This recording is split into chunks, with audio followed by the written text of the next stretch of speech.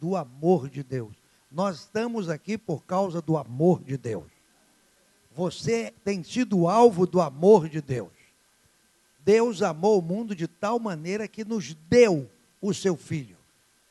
E a salvação é algo tão precioso, irmãos, que quando discutíamos isso, apresentávamos esse numa quarta-feira passada lá na Melodia, eu falei no meu momento de fala, eu disse assim, a salvação é algo tão simples de Deus, que a pessoa não acredita.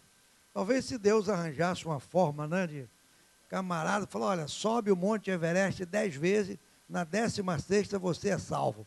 Tinha uma fila de gente subindo lá. Mas como Deus diz assim, é só crer.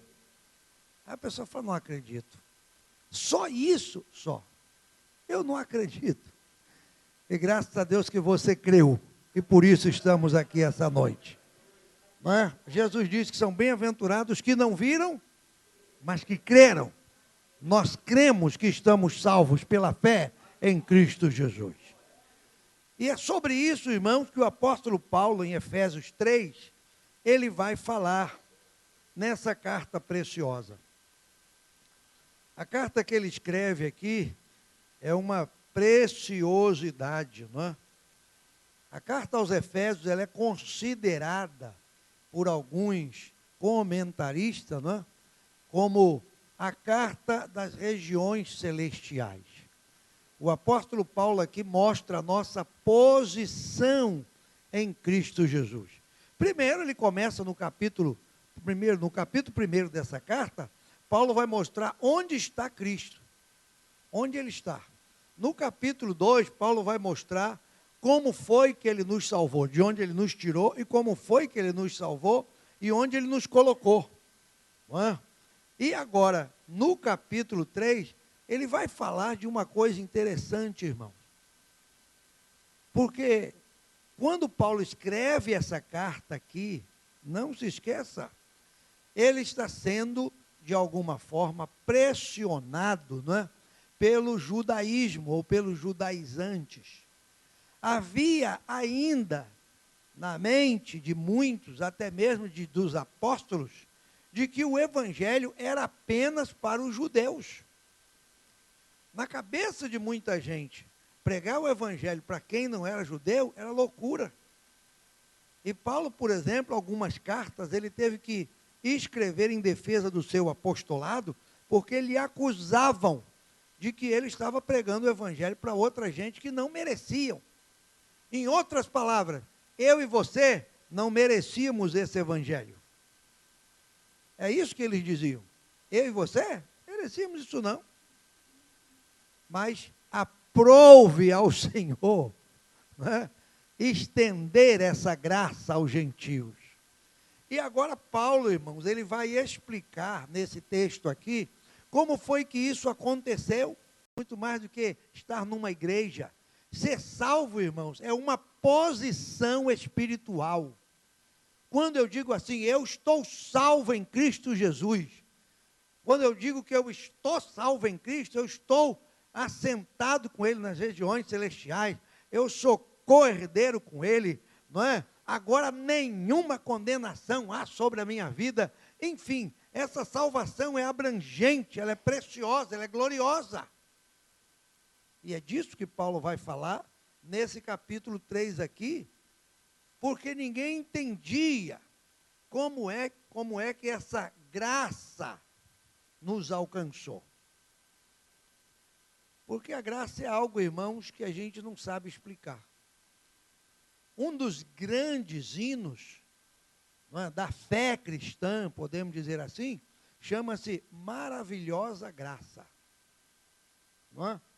É um dos grandes hinos da fé cristã. Maravilhosa graça. Maravilhosa graça. E vai embora, né? Esse hino é precioso. Precioso. É um monumento da fé à graça de Deus. E Paulo vai mostrar isso, irmãos. Porque as pessoas não entendem como é que um homem e uma mulher, pecador, transgressor, errado, vivendo na miséria do pecado, ele ouve falar que Cristo liberta. E aí ele abre o coração e confessa que daquele momento em diante Jesus é o Senhor da sua vida. E essa pessoa, quando ele confessa, ele é alcançado pela graça. E essa graça o transforma. Essa graça tira ele de um lugar, coloca no outro. E ele passa a experimentar as bênçãos da graça de Deus sobre a sua vida.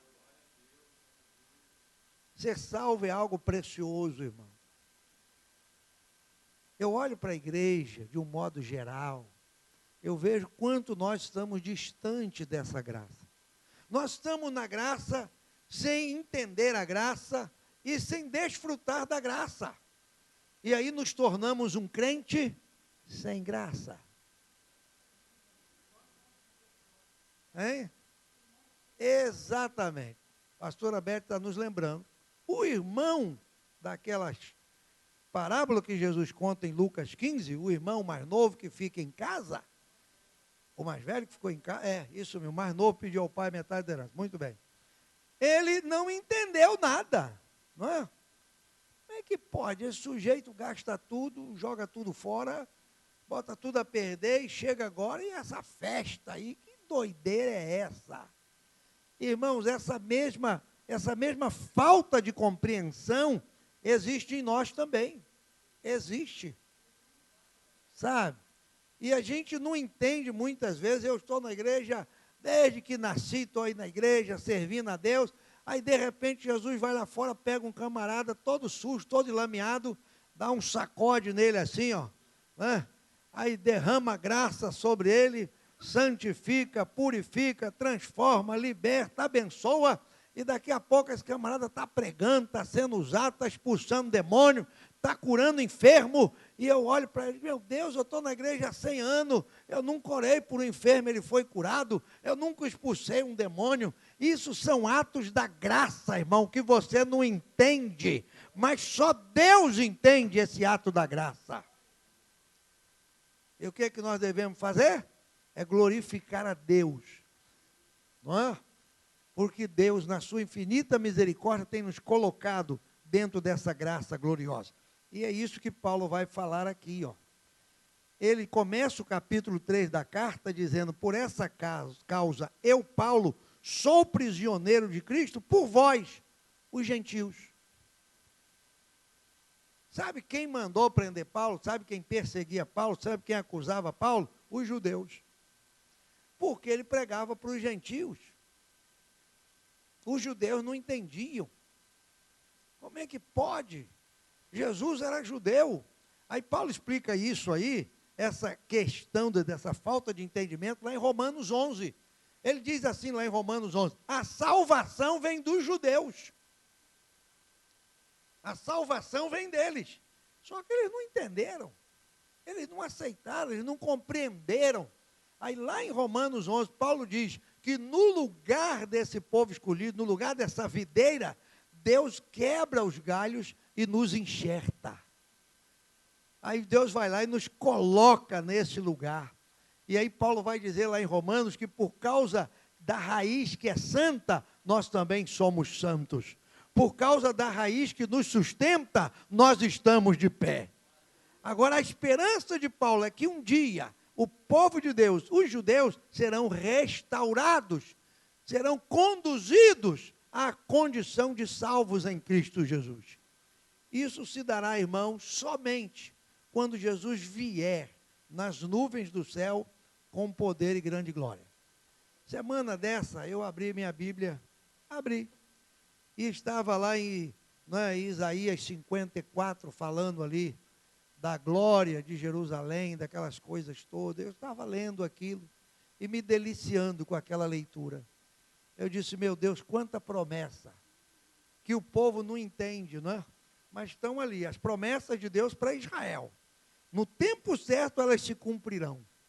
No tempo próprio, tudo virá, tornará realidade. Mas enquanto Israel está distante de Deus, nós fomos acolhidos pela graça. Ser crente, irmãos, não é pertencer a uma igreja. Eu estou tentando botar isso na cabeça de vocês. Não é pertencer a uma igreja. As pessoas dizem, eu sou daquela igreja. A igreja é um lugar, a igreja é um canto, não é? A igreja é um curral de ovelhas, podemos dizer assim, onde as ovelhas se ajuntam, onde as ovelhas se congregam, onde as ovelhas se reúnem. Mas quem nos salva é o Senhor Jesus. Nós estamos aqui nele, é Ele que nos sustenta, é Ele que nos alimenta, é Ele que nos renova, é Ele que nos abençoa, é Ele que nos cura, é Ele que nos perdoa. Tudo é em função dEle. Dele. Nós, pela graça de Deus, conseguimos um espaço para a igreja da garagem, né? Ali, Parada de Lucas, naquela ruazinha ali, entre a Brasil e a outra ali, que eu não lembro o nome, Cordovil, Rua Cordovil, é uma ruazinha pequena, não sei o quê, Macedo, de Macedo, sei lá, ruazinha miúda. Conseguimos um espaço. Aí já estava lá o salão pronto, com o altar, com tudo, deixaram ali o púlpito, deixaram o gasofilácio, o pastor que saiu de lá deixou tudo. Aí aqui atrás tem uma placa bonita com o nome lá da igreja, que era lá, igreja, não sei o quê, não sei o quê. Aí os irmãos falaram, pois é, agora a gente alugou, estamos aqui, a gente pode tirar essa placa. Eu falei, irmão, não tira não, irmão, isso aí é bobagem. Essa placa aí não salva ninguém, entendendo? Mas lá fora vai ter um nome, aqui dentro vai ter outro. Eu digo, eu não esquento minha cabeça com isso. Eu não estou preocupado com o nome. Eu quero saber se meu nome está escrito no livro da vida. Eu quero saber se eu estou salvo em Jesus. Mas as pessoas brigam por nome de igreja, não é? A minha igreja, não existe, a igreja é você. O resto é denominação, o resto é estatuto, o resto é ata, o resto é resto. Está me entendendo? Nós temos que estar em Cristo. É em Cristo Jesus, alicerçado. Então, Paulo está preso por causa dos gentios. E aí no verso 2 ele fala sobre a dispensação da graça de Deus. Dispensação da graça. É o que nós estamos vivendo hoje. Dispensação, irmãos, é um período em que Deus age na terra sob algumas condições. Por exemplo, até hoje, Deus já se manifestou em várias dispensações. A primeira dispensação foi a dispensação da inocência. Foi quando o homem, no Éden, viveu um período da sua vida completamente em santidade. Para exemplificar, a Bíblia diz lá em Gênesis 2, que homem e mulher andavam nus e não se envergonhavam. Por quê? Porque estavam debaixo da dispensação da inocência. Até o dia em que o homem pecou. Aí quando ele peca, ele agora vai passar para uma outra dispensação, a dispensação da consciência. Porque ele agora tem consciência do seu estado. Ele agora é um pecador. Ele sai do Éden e vai viver sob outras condições. Não é? Aí essa dispensação, ela vai caminhar até a próxima. Não é? Até a próxima. Deus, em Gênesis 6, na dispensação da consciência, ele julga o homem através do dilúvio. Ele traz o dilúvio como um juízo sobre a consciência humana. O pecado, a devassidão, o negócio era tão grande, lá em Gênesis 6 diz que os homens pintavam e bordavam, aí Deus age. Aí da família de Noé, Deus começa uma nova geração. Quando chega em Gênesis 11 ali, não é? Qual é a próxima geração, próxima dispensação? É a dispensação do governo humano. Deus permite que os homens governem. Deus permite. Até em Gênesis 11, quando os homens edificam uma torre para chegar no céu, não é? Que aí qualquer dia, Deus dê graça, eu quero falar sobre isso aqui, que aquilo tem um ensino precioso. E aí, Deus desce, confunde as línguas, separa todo mundo, e logo no capítulo 12, não é? O homem falhou no governo humano, o juízo de Deus, as línguas. No capítulo 12 de Gênesis, Deus começa uma nova dispensação, através de um homem que ele chama Abraão. Aí começa a dispensação patriarcal. Aí Deus começa com Abraão, Isaac e Jacó, não é? E vai com esse povo até onde? Até o Sinai. Essa geração, só no Egito passaram 400 anos, não é? Saíram dali, enfim. No Sinai, Deus lhes dá a lei. Aí começa uma outra dispensação, a lei. Olha quanta coisa. Aí Deus vai trabalhar agora com os homens debaixo dessa lei. Aí vem João escrevendo lá no seu evangelho que a lei e os profetas duraram até João. João foi o último profeta. Esse João que escreveu, é o último profeta, né? Aliás, perdão, o João Batista. João que escreve, João, o discípulo, ele escreve, né? De que João Batista foi o último profeta. O último do Antigo Testamento. Aí ele diz assim, mas a graça e a verdade vieram por Jesus Cristo. A partir de Cristo, nós estamos vivendo o que Paulo chama aqui, ó, dispensação da graça de Deus.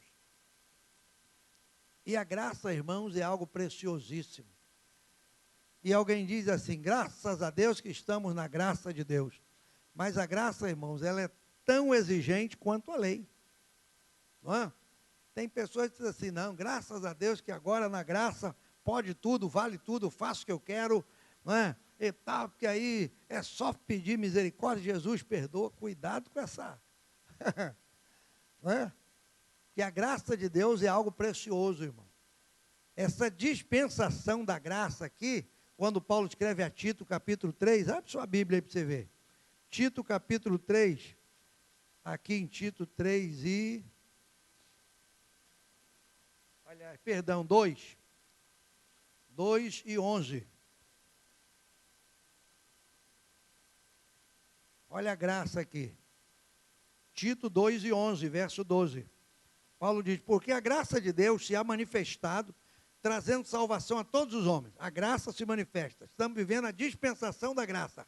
Agora, o que essa graça de Deus que traz salvação faz? Verso 12. Ela nos ensina a quê? A renunciar à impiedade e às concupiscências mundanas, para que vivamos neste presente século, sóbria e justa e piamente. E essa graça nos ajuda a aguardar a bem-aventurada esperança e o aparecimento da glória do grande Deus e do nosso Senhor Jesus Cristo. Então a graça, ela nos ensina. A graça tem ensinos preciosos para nós. Qual é o ensino da graça?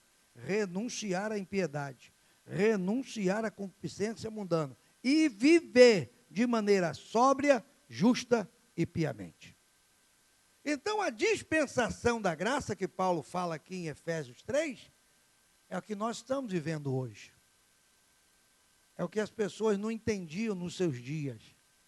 Essa graça que Jesus veio trazer, não é? Aí Paulo vai mostrar, irmãos, é interessante, não é? Ele vai mostrar o que essa graça fez por nós. Veja o verso 6 de Efésios 3. A saber que os gentios são co-herdeiros e de um mesmo corpo e participantes da promessa em Cristo pelo Evangelho. Aí, às vezes, a gente fala assim, irmão, e aí, como é que você está? Estou lá, irmão, estou na luta, estou na prova, estou no vento. Tem os crentes já arrumaram uma linguagem, né? Estou na luta, estou na prova, estou no vento, como é que é mais? Sei lá. Hein? Estou na moenda, estou no funil, e por aí vai. Estou no estreito, estou na peneira fina, olha quanta coisa. Olha quanta coisa, né? Como é que você, hein? Hein? Estou na bênção e por aí vai, não é? Então, veja que a linguagem das pessoas é sempre uma linguagem, né? Que ele está por baixo, para baixo, sei lá. Aí vem a Paulo dizer que em Cristo Jesus, na dispensação da graça, nós somos co-herdeiros. Olha Romanos 8 aí. Dá uma olhada aí que Romanos capítulo 8. Romanos capítulo 8, versículo 17. Podemos ler o 16 para a gente entender o 17. Olha o que a Bíblia diz. O mesmo Espírito testifica com o nosso Espírito que somos filhos de Deus. Então, há um testemunho do Espírito, no nosso Espírito, de que somos filhos de Deus. O crente precisa ter esse testemunho do Espírito de Deus no seu Espírito, que nós somos filhos de Deus. Você não é filho de Deus porque alguém disse. Você não é filha de Deus porque o pastor falou, agora você está na igreja. Você tem que ter o testemunho do Espírito na sua vida.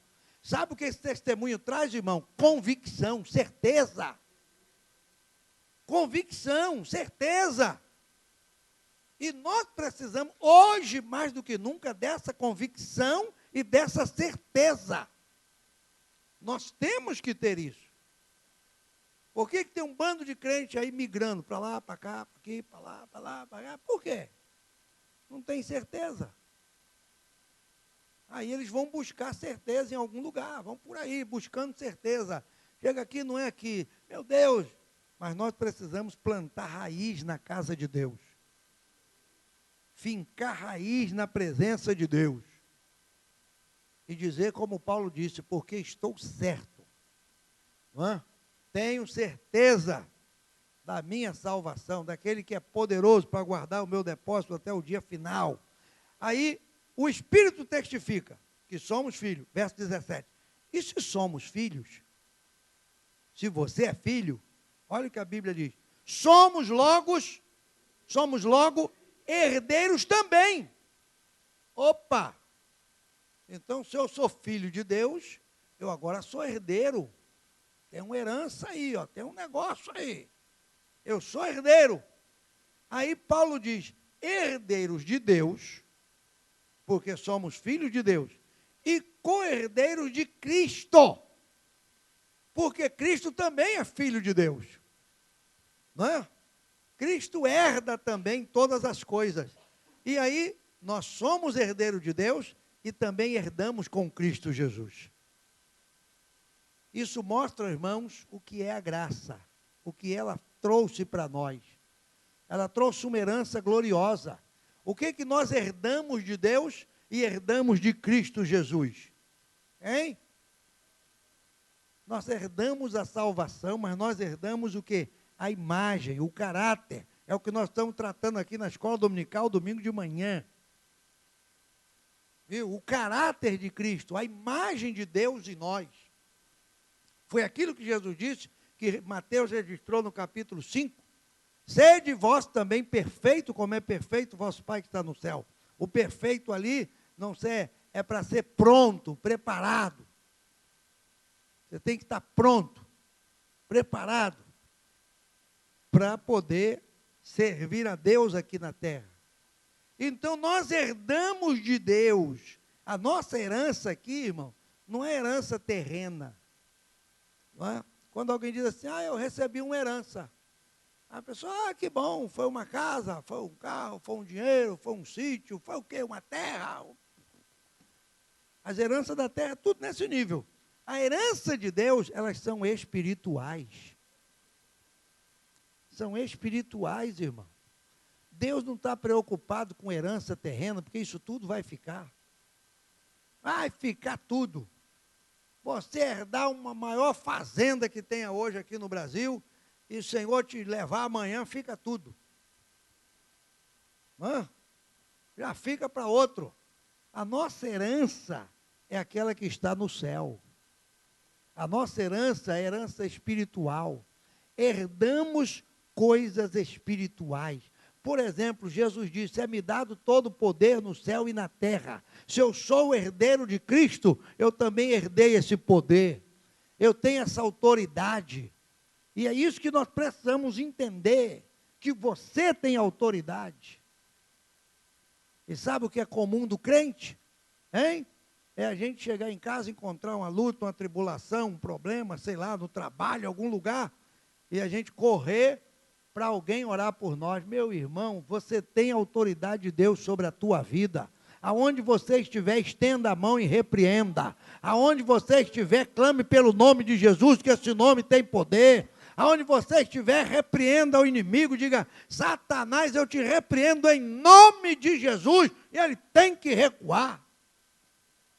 Porque se eu sou herdeiro de Cristo, e Cristo herdou todo o poder, eu tenho que ter alguma coisa.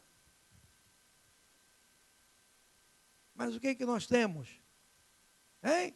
A gente tem medo das situações, medo dos problemas, medo das lutas, medo de diabo, medo disso. Irmão, está na hora da gente se levantar como herdeiros de Deus e co-herdeiros de Cristo, assumir a nossa posição de salvo, entendendo? E começar a repreender toda a obra do inimigo aí. Né? Repreender toda a obra do inimigo. Sabe? Começar a repreender. Está na hora. A igreja tem que ter essa autoridade de Deus. Por quê? Somos herdeiros e co-herdeiros, viu? E aí, ó, nós temos que ter essa herança espiritual. Herança espiritual. Paulo diz aqui em Efésios 3:6, os gentios são co-herdeiros e de um mesmo corpo. Isto é, quando Paulo fala de um mesmo corpo, é o corpo que é a igreja. A igreja é um corpo, irmão. E esse corpo, ele está aí espalhado por toda a terra. Por toda a terra, por toda a terra. O corpo de Cristo está espalhado por todos os lugares. Viu?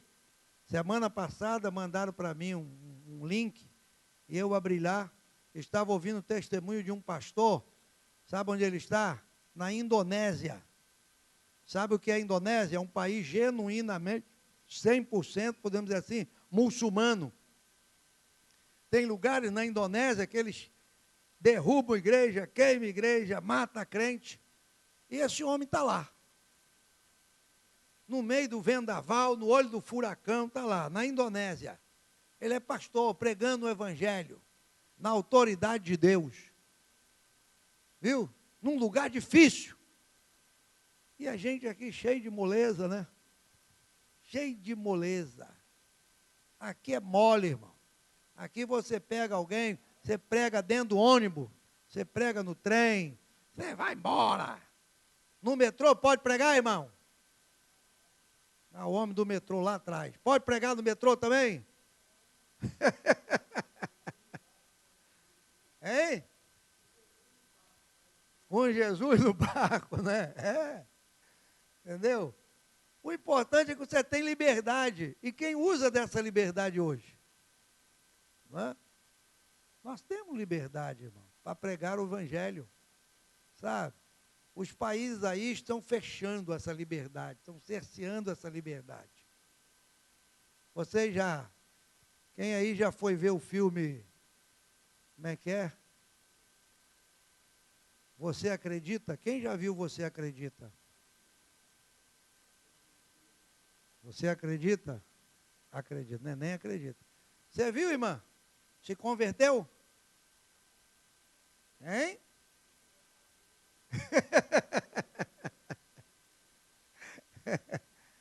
Que aquele filme ali é uma pregação, não é? É uma pregação sobre a cruz. É algo precioso. E ali naquele filme ele mostra, não é, a acusação de um servo de Deus porque tentou evangelizar alguém. Viu? Em alguns países você não pode mais evangelizar. Se você quiser trocar, a pessoa se sente ameaçada. Está querendo me trocar de religião. Eu não quero que ninguém troque de religião. Salvação não é trocar de religião. Salvação, irmão, é confessar que Jesus Cristo é o Senhor da sua vida. É isso que é salvação. E o corpo de Cristo está espalhado aí pelo mundo aí, ó. A igreja está crescendo. A igreja está crescendo. Sabe? Está crescendo. Hoje eu li o testemunho de uma moça que é da Síria, e ela veio nessa refugiados aí, nessa imigração aí, foi parar lá no sul. Porque a Síria, se você não lembra, eu me lembro, pela graça de Deus, misericórdia de Deus, em 86 eu estive numa conferência em Amsterdã, na Holanda, e eu encontrei com vários pastores de Alepo. Alepo era uma das cidades grandes da Síria, que agora não existe mais. Ali tinha grandes igrejas. Alepo, na Síria. Grandes pastores ali, grandes igrejas. A Síria foi um país cristão. Entende? Mas foi sucumbindo a essa dominação islâmica, não é? E hoje virou o que virou lá. Mas a igreja existiu na Síria. Havia cristãos. E essa moça, ela veio de lá, dessa época. Ela foi evangelizada, aceitou a Cristo, desviou, não é? Saiu da Síria, foi estudar, desviou, voltou para lá, aconteceu a guerra. Quando ela chegou agora, no sul do Brasil, como refugiada, aí ela encontrou abrigo numa igreja, se reconciliou com Cristo, e sabe qual é o testemunho que eu li hoje? Ela está à frente de um grupo de evangelismo, evangelizando esses refugiados que estão chegando de lá. Está entendendo? Evangelizando. Os refugiados estão chegando, assustados, apavorados, sem nada. E ela está ali na frente, apresentando Jesus para essas pessoas. Isso é o corpo. Isso é o corpo de Cristo, não é? Trabalhando. E a Bíblia diz que nós somos cordeiros, somos do mesmo corpo, participantes da promessa em Cristo pelo Evangelho. Esses são as bênçãos da dispensação da graça, da salvação. É interessante, irmãos, que quando Paulo fala dessa promessa aqui, participantes da promessa em Cristo. Quantas são as promessas de Deus? São muitas. O próprio Paulo aqui em 2 Coríntios, capítulo 1, versículo 19, ele diz, quer ver? Lê aqui. Porque todas quantas promessas há de Deus, é 20. 2 Coríntios 1 e 20. Porque todas quantas promessas há de Deus, são nele sim, e por ele o amém, para a glória de Deus por nós. Paulo está falando desse nele aqui, por ele, porque aqui no verso 19 ele está falando do Filho de Deus, de Jesus Cristo, que foi pregado. Então as promessas de Deus através de Cristo são para nós. E essas promessas para a nossa vida, através de Cristo, tem o sim e tem o amém, para que Deus seja glorificado na nossa vida. Uma das promessas de Cristo Jesus, que nós podemos ter em Cristo Jesus, uma das grandes, preciosíssimas promessas, é a promessa de sermos batizados com o Espírito Santo. E hoje as pessoas não buscam mais. Não é? Nós precisamos buscar isso, irmãos. O batismo com o Espírito Santo é uma promessa. João, quando estava batizando em águas, ele disse assim, eu vos batizo com água para o arrependimento de pecados, mas o que vem após mim é mais poderoso do que eu, ele vos batizará com o Espírito Santo e com fogo. Aí a gente fica só no batismo de João, fica só na água. Nós temos que buscar o fogo, porque o batismo com o Espírito Santo é renovação para a nossa vida. É uma promessa. Mas sabe o que a gente vem buscar na oração? A gente vem buscar promessa material. Senhor, você prometeu que se eu der o dízimo, aí, Senhor, aí tu vai abrir a janela do céu. Senhor, e cadê a janela? Senhor, a geladeira não parou de funcionar. Jesus, o fogão de 4 bocas só tem 2. Irmão, tu está buscando coisa material, larga o fogão para lá. Busca para Jesus te batizar, busca para Jesus te encher, busca o fruto do Espírito, busca os dons de Deus para a tua vida, busca o reino de Deus em primeiro lugar, e essas coisas vos serão acrescentadas. Nós temos que buscar essas promessas, não é? O Senhor prometeu estar conosco todos os dias. O Senhor prometeu nos guardar, nos livrar, nos sustentar, nos abençoar, nos usar. Essas são as promessas. Não é promessa material, não, irmão. Eu queria, Deus prometeu e tal. Não, as coisas vêm para a nossa vida. Como também vêm as provas, como também vêm as lutas, como também vêm as enfermidades. O pastor Valdir Neves, já de saudosa memória, Jorge, lembra de pastor Valdir, Jorge? Tu era menino, Jorge. Pastor Valdir, o Carlos hoje convive com a irmã Elite, né? Esposa de pastor Valdir. Pastor Valdir, ele pegava o Salmo 23, ele falava assim: irmão, esses crentes ficam recitando Salmo 23.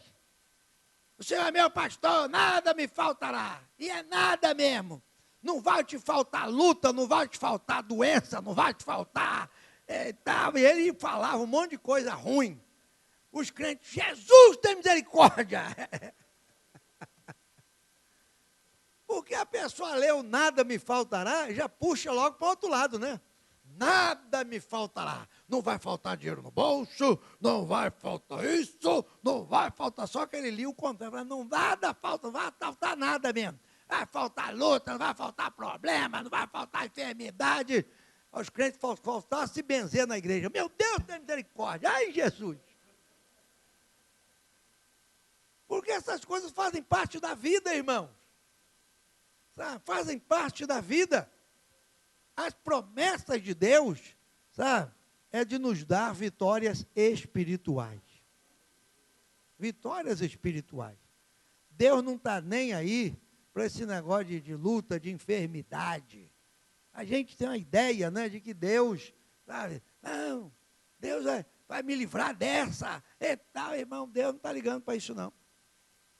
Deus não está ligando, não. Jesus falou, sabe o quê? Sabe não?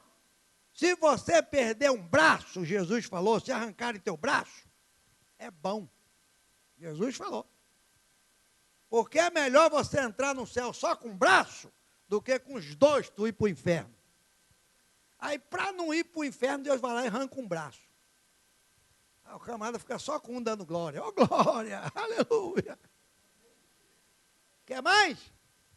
Jesus falou que é melhor entrar no céu só com uma perna, do que com as duas tu ir para o inferno. Aí Deus vai lá e arranca uma perna. Aí você chega na igreja só pulando. Oh, glória! Aleluia! Irmão, Jesus arrancou a perna, eu estou alegre. Tu quer mais? Jesus falou que é melhor arrancar um olho, tu entrar no céu só com o olho, do que com os dois para o inferno. Jesus vai e arranca um. Qual é o que tu quer que ele arranca? O direito ou o esquerdo? Aí ele arranca, tu chega no céu só com o olho. E aí, meu servo, chegou? Cheguei, Jesus. Só com o olho, é isso aí, mas cheguei. É isso aí. Quando Jesus falou essas coisas, para dizer para mim e para você, que Deus não está nem aí para esse negócio de perna, braço, olho, cabeça. Deus está preocupado na tua salvação. Deus está preocupado em nos salvar. Não é? Agora, se a gente vai chegar no céu com perna, sem perna, com braço, sem braço, com olho, sem olho, sabe? Ei, irmão.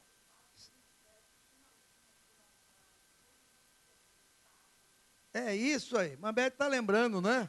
Aqui, Atos capítulo 27, dá uma olhada aí. Quando aquele navio que levava Paulo, né? Ele se despedaçou.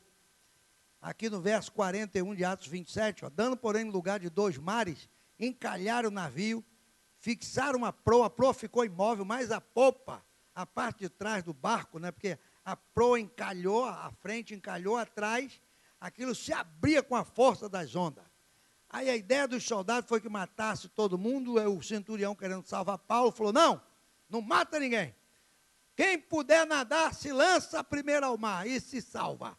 E a Bíblia diz que os demais, um em tábua, outro em coisa do navio. E assim aconteceu que todos chegaram à terra a salvo. Sabe o que isso significa? A nossa salvação. Não é?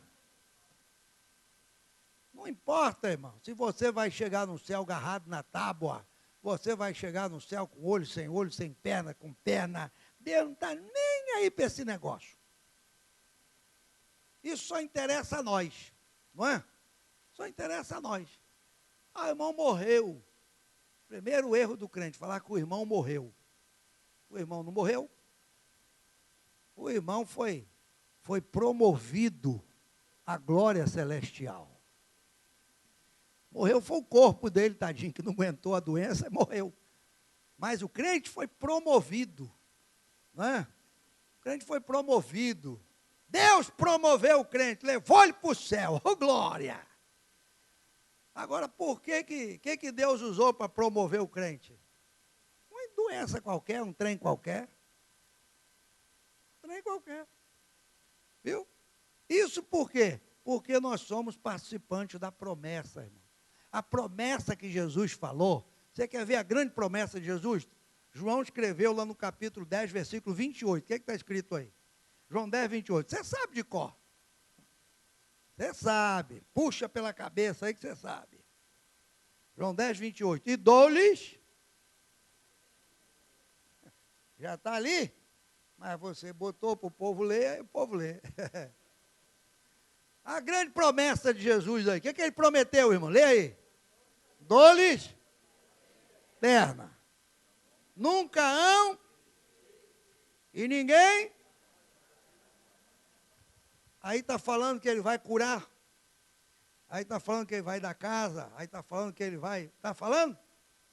Não. Eu dou para vocês vida eterna. Vocês nunca vão perecer.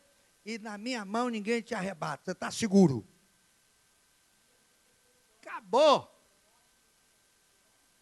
Acabou. É.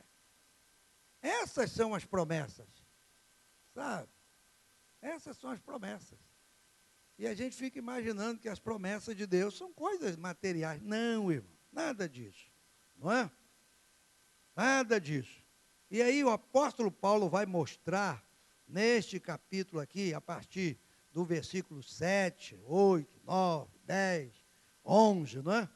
Que através da igreja foi que Deus trouxe à existência todo o mistério que estava em Cristo Jesus. O que é a igreja, irmão? A igreja é a revelação de Deus ao mundo. Se existe uma coisa na terra que Deus plantou, chama-se igreja. A igreja é tão sério para Deus que antes da igreja só havia dois povos na terra, judeus e gentios. Só tinha dois povos na terra. Deus classificava a terra em duas partes, judeus e gentios. Acabou. Agora, quando chega a igreja, abre lá 1 Coríntios 10, 31 aí. 1 Coríntios 10, acho que é 31. 31 ou 32, vamos ver. 1 Coríntios 10, 32. 1 Coríntios 10, 32. Olha o que está escrito aí. Portai-vos de modo que não deis escândalos. Nem a quem? Nem aos. E nem. Apareceu mais um povo aí, ó. Só tinha judeu e grego, isto é, judeu e gentios. Aí Paulo falou, agora tem mais um povo na terra. A igreja de Deus.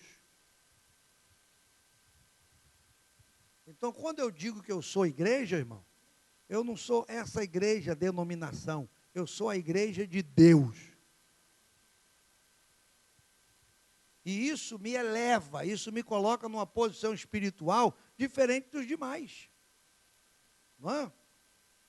Eu sou a igreja de Deus, eu faço parte da igreja de Deus. Para você ver a importância dessa igreja de Deus, ela se torna o terceiro povo na terra agora. Quando Deus olha para a terra, Deus vê três povos na terra. Deus vê os judeus, Deus vê a igreja e Deus vê quem não é nem judeu nem igreja, que são os gentios. Com os judeus, Deus tem uma promessa, vai tratá-los. Daqui a pouco Deus vai começar a tratar com os judeus. Com a igreja, Deus está tratando hoje. Deus está tratando hoje com a igreja. Não é? E nós somos responsáveis pela salvação do mundo. Sim, senhor. Porque Jesus disse, ide pregar meu evangelho a toda criatura. Então a igreja, ela é responsável pela salvação. Nós somos responsáveis, irmão. E sobre a igreja pesa. O apóstolo Paulo, lá em 1 Coríntios 6, ele diz uma coisa muito séria sobre a igreja. Ele diz que nós julgaremos o mundo, nós julgaremos os anjos. E aí? A igreja vai fazer parte desse julgamento, segundo Paulo escreve aqui, 1 Coríntios 6. A igreja, ela existe por um ato da graça de Deus. Ela se manifesta, ela se revela, não é? Aqui, como Paulo diz, né, foi feito ministro a demonstrar a riqueza, o evangelho, o mistério, não é? Para no verso 10 ele diz, agora pela igreja, a multiforme sabedoria de Deus. Isso aqui que vê existir essa igreja, esse povo, não é uma coisa qualquer. Abre Atos 20, 28 aí para você entender. Atos capítulo 20, versículo 28. Vamos lá.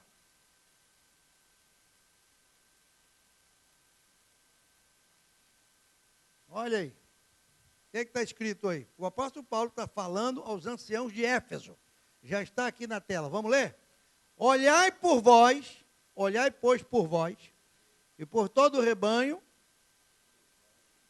o Espírito Santo vos constituiu bispos, para apacentardes o quê? A igreja de Deus. Aí tem uma vírgulazinha que Paulo vai dizer, que igreja é essa? Como é que é isso? Que ele, com seu próprio sangue.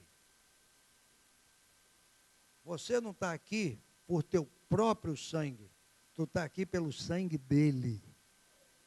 Ele te resgatou com o sangue dele. A igreja é dele. Você agora é dele. É isso que nós temos que entender, irmão. Eu sou dele e acabou a história. Acabou, pronto. Por que você não peca? Porque você é dele. Por que você não vive por aí? Porque você é dele. Por que você não anda solto por aí? Porque você agora é dele. Por que você não faz acontece? Você agora é dele. Porque ele te resgatou com o seu sangue. Mas a gente não entende isso. Você fala, eu estou naquela igrejinha, e não gostei, e me aborreci, isso aqui. Irmão, você está em Cristo. É em Cristo que você tem que ficar e tem que permanecer e acabou. Você foi resgatado por Ele. Por Ele. Ele que pagou o preço, Ele que fez tudo. Ah, mas eu aceitei Cristo lá naquele lugarzinho lá. Ali foi uma porta, ali foi uma ocasião, ali foi um momento. Não é? Ali foi um lugar onde você passou e o anzol estava lá, né? E você fisgou a isca lá do Espírito e foi fisgado pelo Espírito de Deus e tal, e pronto. Agora, quem te resgatou foi Ele. Isso mostra o valor da nossa salvação, irmão. Aí a gente olha, né? Fala, eu não sou nada, não. Eu não estou com nada, acho que eu vou morrer. Morre nada. Não é? Nós temos que estar em Cristo Jesus, agarrado. Aí, Paulo, não é? Já no verso 12 de Efésios 3, ele mostra a igreja, essa sabedoria de Deus, que é conhecida dos principados e potestades no céu. Irmão, isso aqui é tremendo. Deixa eu ficar aqui nesse versículo 10 aqui um pouquinho. A igreja, a multiforme sabedoria, é conhecida dos principados e potestades no céu. Você sabia disso? Você sabia, irmão? A igreja ela é conhecida dos principados e das potestades. Eles conhecem a igreja. Eles conhecem a autoridade da igreja. Eles sabem.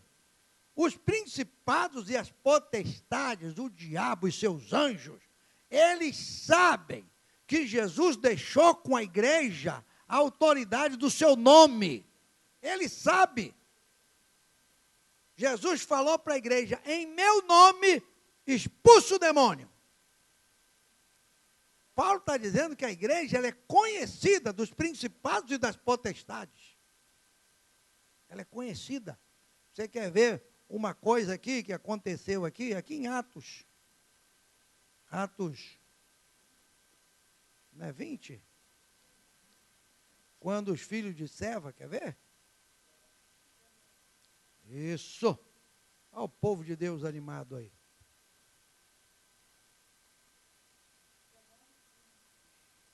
19:15. Não, mas aqui tem os exorcistas, né, também queriam fazer o que Paulo fazia. Deus fazia maravilha pela mão de Paulo no verso 11.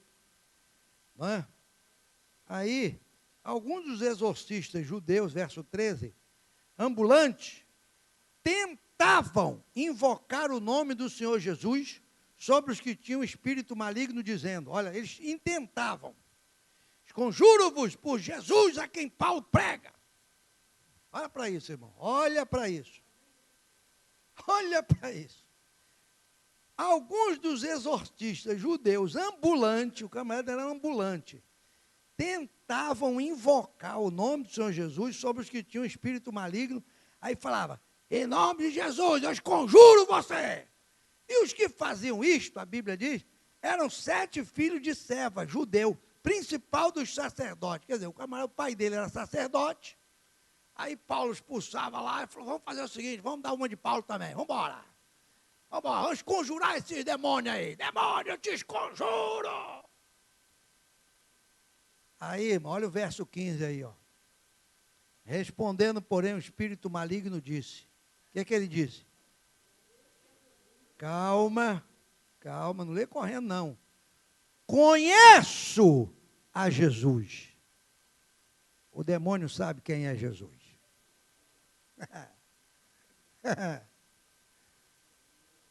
Conheço Jesus, o Espírito falou. E bem sei quem é Paulo. Quando aqui em Efésios 3:10, Paulo diz que a igreja é conhecida dos principados e das potestades, é isso aqui, irmão. Eles sabem quem você é. Eles sabem quem é o Jesus que você serve. Eles sabem. Os principados e as potestades conhecem. E ele disse, olha, conhecemos Jesus. Esse Jesus que está falando, esconjuro-vos em nome de Jesus, por Jesus. Aí o capeta falou, ó, o Jesus a gente conhece. Paulo a gente sabe quem é. E vocês, quem são? Ah, nós somos filhos de Seva, principal dos sacerdotes. É? Tá. Saltando neles, o homem que tinha um espírito maligno e se assenhorando de 2, pôde mais do que ele, de tal maneira que nu, pelado, arrancou a roupa e ferido, fugiram daquela casa. Viu? O demônio agarrou logo 2, assim, vem cá, arrancou a roupa, arranhou eles todinhos, saíram correndo nu, pelado pela rua. Isso foi notório a todos que habitavam em Éfeso, judeu, grego, caiu o temor, e o nome do Senhor era engrandecido. Aqui em Efésios 3:10, Paulo diz, a igreja ela é conhecida dos principados e das potestades dos céus. O demônio conhece a igreja, irmão. O demônio sabe quem serve a Deus. Sabe. Eu conheço Jesus e sei quem é Paulo. Olha aí. Viu? Então nós temos aqui que tomar nossa posição de igreja. De igreja. Porque como igreja, verso 12 de Efésios 3 diz assim, nós temos ousadia e acesso com confiança pela nossa fé nele. Em Cristo Jesus, como igreja, nós temos acesso e confiança. Você não tem que ficar longe, você não tem que ficar distante, você não tem que ficar vazio, você não tem que ficar triste, você não tem que ficar atribulado, você não tem que ficar angustiado, irmão, você tem acesso a Ele. Você tem acesso. O problema é que a gente ora como se Deus estivesse longe. Não é? A gente ora assim, Senhor, meu Deus, Altíssimo, Senhor. A gente fala assim, parece que a voz vai longe. Faz igual a irmã, como é aquela irmã lá de Cordovil que orava, como é? Eu esqueço o nome daquela irmã. Manina, eita. Manina. Lembra de Manina, Maria? Lembra? Manina, vamos orar. Ela chegava assim e falava, vem cá, Jesus. Vem cá. Fazia assim com a mãozinha, vem cá. Ela começava a conversar, irmão. Jesus estava do lado assim. Senhor, Jesus, vem cá. Esse teu servo me procurou porque ele diz que tem um negócio aí. Jesus, vem cá, escuta aqui. Ela fala baixinho, conversando com Jesus assim, ó. Agora, Jesus, cura ele. Repreende essa enfermidade aí. Essa angústia do coração e tal. Ela acabava de orar, você estava bonzinho. Jesus, Manina, o que houve? Jesus está aqui. Jesus está aqui. Conversei com ele, Jesus está aqui. Isso é intimidade. É acesso. Você tem acesso. A gente acha que Jesus está tão longe, né? Pastor, eu li na Bíblia que Jesus sentou lá num trono, não sei aonde, que sumiu pelas alturas fora, embrenhou no meio das nuvens, sumiu, desapareceu e ficou lá em cima.